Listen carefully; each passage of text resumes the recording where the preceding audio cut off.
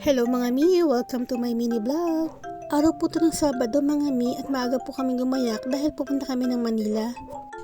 Inaya po kami ng mister ko na ipapasyal na raw kami sa Manila.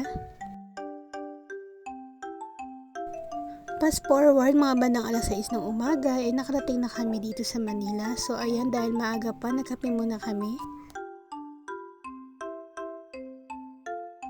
Nang matapos na kami magkape at mag-almusal agad na kami lumabas at tumawid lang kami dahil nandito lang sa tapat ang Manila Bay Dolomite Beach. Sabi pala ng mister ko mga mi mapapalaban kami sa lakaran sa araw na ito dahil liliputin doon namin ang Manila. Nandito na pala kami sa harap ng Manila Bay Walk Dolomite Beach.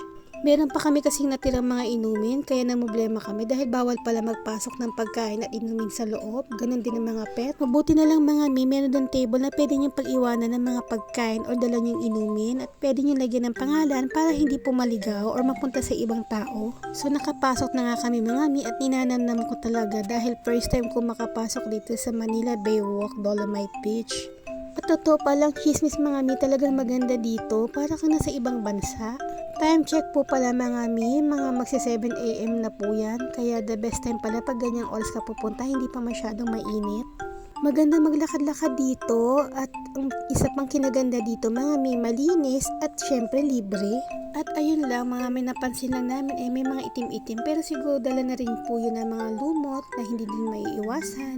At sana lang talaga ma-maintain ang kalinisan dito dahil magandang pasyalan dito kasi isa pa libre mga mi. At kita naman sa aking mga baby girl na enjoy naman sila dahil first time din nila makapasok dito. At may nagda-dragon boat din pala dito. Ang ganda nilang pangmasdan, lalo na siguro pag sabay-sabay sila. Nagpa-practice pa lang yata sila at sana kung may laban man sila, sana manalo sila. At ayan, napag-desisyon na namin na lumabas na dahil may iba pa kami pupuntahan mga mi. Sa next vlog na lang kung saan kami pupunta ulit. Thank you for watching mga mi. Sana po nag-enjoy kayo. See you on my next vlog. Bye!